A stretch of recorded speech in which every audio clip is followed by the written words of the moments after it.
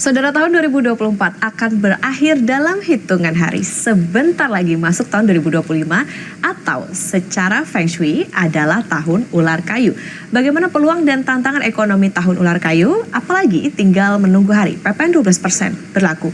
Kompas Bisnis akan tanya langsung ke ahli Feng Shui Jenny Kumaladewi. Bu Jenny, selamat pagi, selamat datang di studio Kompas TV. Pagi Mbak Okta. Ya, Bu Jenny, kalau kita lihat kan 2025 ini tahunnya ular kayu. Apa sih sebetulnya bedanya dengan 2024 naga kayu? Karakteristik maupun juga perbedaan secara elemen dan lain-lain. Iya, jadi kalau dibilang serumpun masih serumpun ya, karena dalam Feng Shui itu ada 12 shio. Nah, berdasarkan urutannya memang setelah shio naga, shio ular. Tapi secara sifat karakternya jauh berbeda gitu ya. Kalau naga itu kan sifatnya berkarakter aura pemimpin, lalu juga dinamis, lalu juga berkarisma, pembaharuan itu terjadi di tahun naga kan. Jadi makanya di seluruh dunia, hampir seluruh dunia terjadi pembaharuan politik juga ya, pemimpin-pemimpin yang baru, bahkan Indonesia juga sama. Beda dengan tahun ular. Ular itu tipenya adalah analis. Jadi kalau naga itu bergerak gitu ya, aktif dinamis gitu ya. Orang banyak yang punya ide-ide yang pengen yang baru-baru, pengen yang aneh-aneh itu di tahun naga. Tapi tahun ular itu adalah lebih berpikir panjang, thinker. Lalu juga terkadang ular itu suka pesimis, negatif thinking juga. Nah, tapi juga ular itu, kalau kita tahu ular itu kan diam-diam menghanyutkan ya. Kalau kita tiba-tiba digigit ular gitu kan berarti kan juga bisa bahaya juga kan, bisa mematikan juga. Jadi memang karakter ular ini kalau menurut saya cenderungnya diam-diam menghanyutkan juga. Jadi ada hal-hal tak terduga, unpredictable situation will become juga. Jadi kita harus bersiap-siap juga dan semua harus berstrategi dalam semua langkah kehidupan karena tidak semudah yang kita bayangkan. Tahun naga itu sebenarnya menurut saya masih lebih optimis daripada tahun ular. Tapi bukan berarti tahun ular negatif ya, tapi memang tahun ular adalah saatnya untuk lebih berpikir hati-hati. Gitu menurut saya sih. Oke, lebih berpikir hati-hati. Kalau kayunya itu sendiri ada karakteristik apa gitu? Oke, jadi kalau naga kayu itu adalah kombinasi di mana pohon tumbuh di tanah kan ya. Jadi makanya saya bilang di tahun naga terjadi pembaharuan karena kan pohon baru tumbuh. Tapi kalau ular kayu sebenarnya kalau secara elemen itu elemen kan ada 5 unsur: tanah, logam, air, kayu dan api. Nah setelah kayu itu api kan. Nah ini kayu akan menghidupi api, akan terjadi over energy juga. Jadi api itu akan jadi terlalu kuat. Jadi banyak orang tuh yang mau begini begitu nggak gampang juga. Lalu juga kalau api banyak jadinya apa? Emosi juga kan. Banyak orang jadi cepat emosi, bingung lah gitu ya, galau gitu ya. Lalu juga karena karakternya si ular sendiri unfinished, jadi cenderung banyak hal-hal yang akhirnya tidak terselesaikan, unfinished atau tertipu. Nah itu juga hati-hati. Jadi semua rencana dalam kehidupan di tahun ular kayu ini kan kayunya sebenarnya kayu itu pertumbuhan dan perkembangan. Jadi kita bisa memikirkan untuk satu hal yang sifatnya kreatif, tumbuh dan berkembang. Tapi karena tahun ularnya ini loh, ular ketemu sama kayu jadinya apinya over energy. Jadi orang itu maunya banyak tapi tidak bisa terlaksana dengan lancar semuanya, itu yang terjadi. Oke, berarti bisa dikatakan ini jadi tahun yang harus hati-hati, ya, harus banyak pertimbangan yang matang. Tahun mawas diri lah. Tahun mawas diri. Oke, itu tadi kalau misalnya dari segi individual orang atau melihat bagaimana tahun dari ular kayu. Kalau ekonomi Indonesia sendiri, gimana kondisi ekonomi Indonesia dilihat dari sisi Feng Shui itu tadi, Bu, ular kayu? Iya, jadi kan Indonesia sendiri yang terlahir pada tanggal 17 Agustus 1945. Itu sionya kan ayam ya.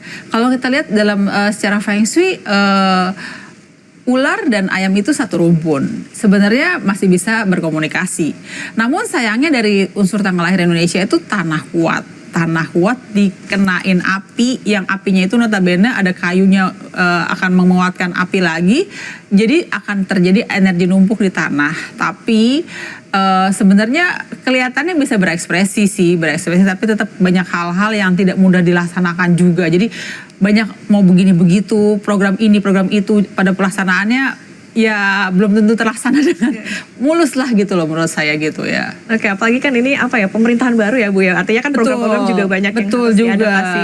Dan memang sebenarnya kan kita mulai dari tahun naga. Tahun naga kan terjadi pembaharuan dalam politik ya, itu berubah total kan gitu ya. Nah tapi 100 hari kerja kabinet itu jatuhnya adalah di bulan Januari ya kalau nggak salah ya. Nah secara Feng Shui bulan Desember sekarang ini adalah good month of the year di tahun naga kayu. Tapi di bulan Januari itu energinya turun, nanti bisa dilihat di grafik Feng Shui saya juga ya. Jadi sebenarnya 100 kerja kabinet itu perlu juga berstrategi dan hati-hati. Semua langkah keputusan itu jangan sampai maksudnya berpikirnya tidak panjang atau harus berpikir semua aspek lah, itu bahaya juga sih menurut saya. Kayak harus mawas diri juga pemerintah untuk mengelola anggaran gitu. Betul, apalagi dari grafik saya ini masuk ke bulan dari Desember tuh sebenarnya good month of the year di tahun naga. Januari itu kita mulai turun dan Februari itu adalah bulan yang terberat loh. Jadi itu apalagi PPN keputusannya di bulan Desember ya sebenarnya ya. Itu bulan hoki memang sih. Jadi masih masyarakat belum berpikir gitu, karena berpikir dari sekarang jadi 12 itu kayaknya cuma 1% naiknya. tapi di bulan Januari kan baru pelaksanaannya. Dampaknya itu di bulan Februari. Nah sebenarnya banyak sekali bulan-bulan yang ciong atau bulan-bulan yang konflik di tahun 2025. Jadi kita memang harus waspada juga ya. Dan terutama di awal tahun itu Februari aja kita udah kena berat. Jadi kita semua harus antisipasi, jangan tergiur oleh hal-hal yang kayak misalnya tiba-tiba sale gitu. Tahu-tahu bulan Februari nggak ada income lagi. Baik lagi harus mawas diri ya Bu ya. Iya benar, Februari lalu juga ada bulan-bulan yang jelek lagi tuh Agustus ya menurut saya. Jadi ya itu kira-kira masuk ke kuartal akhir lah ya. Biasanya kan kita terlihat berita-berita yang kurang bagus dari ekonomi kan ada macam-macam lah, ada inflasi lah, ada dolar, itu biasanya di Agustus itu pasti. Dan ini memang Agustus tahun ini juga kita berat sih. Jadi harus berhati-hati juga karena tahun ular itu bukan tahun yang mudah menurut saya. Makanya itu grafiknya agak dalam ya Bu ya. Baru nanti dari Agustus ke September berarti bisa dikatakan ada pertumbuhan kah sesuai dengan elemennya tadi kayu? Sebenarnya September itu saya bisa kategorikan mungkin mudah-mudahan gara-gara itu orang-orang mulai optimis. Tapi kan bayangin aja dari kita terpuruk langsung naik ke atas juga nggak segampang itu juga. Itu yang terjadi di tahun ular kayu sih. Jadi banyak yang tiba-tiba terjadi, tapi gini sih, yang di bawah juga bisa malah naik ke atas, yang di atas bisa turun ke bawah juga, karena kan ular bisa balik-balik situasi juga kan ya. Jadi jangan-jangan orang-orang yang usahanya biasa aja atau masyarakat yang ekonomi bawah malah bisa lebih eksis daripada orang-orang yang berada di atas gitu, kayak gitu seperti itu. Oke, berarti tetap ada optimisme di sana ya Bu ya, meskipun kayaknya nih kita harus mawas diri, hati-hati sama anggaran sendiri. Nah, jadi Bu Jenny, pemerintah nih kira-kira harus mengambil kebijakan seperti apa di tahun ular kayu, apa yang harus jadi pertimbangan betul-betul, karena tadi kalau kita lihat dari Januari ke Februari lumayan jauh nih. Jauh banget. Dan saya rasa sih memang itu kebijakan awalnya PPN itu memang hal yang di awal tahun lagi ya, 100 kerja kabinet di awal tahun dan 1 bulan setelah itu juga kondisinya turun lagi secara Feng Shui. Jadi sebenarnya pemerintah harusnya berpikir langkah panjang juga, melibatkan semua aspek. Karena Indonesia sendiri kan tahun ini adalah elemen kayu ya. Kayu itu perekonomian, kesehatan, itu juga harus berstrategi juga. Jangan sampai jadi masalah buat kita juga gitu loh. Jadi kalau menurut saya berpikirnya jangka panjang ya. Jadi jangan cuma sesaat, yang penting PPN naik harus mau nggak mau terlaksana. Ya memang misalnya seperti itu, apa nggak sebaiknya bertahap, ataukah bulannya itu nanti jangan terburu-buru, bisa begitu juga. Oke. Nah, kalau tadi kita lihat kan di berita pengantar soal PPN 12%, orang kayaknya ini lagi berlomba-lomba mau belanja gitu. Apa yang perlu diperhatikan terutama oleh masyarakat terkait dengan adanya PPN 12% yang jadi kado tahun baru kita nanti? Iya, jadi kalau saya lihat di akhir tahun ini kan good month. Jadi mungkin banyak orang yang baru dapat THR. Banyak yang merasa banyak tiket murah, apalagi sekarang pesawat lagi murah, liburan juga ya. Nah itu hati-hati duitnya habis di bulan Februari.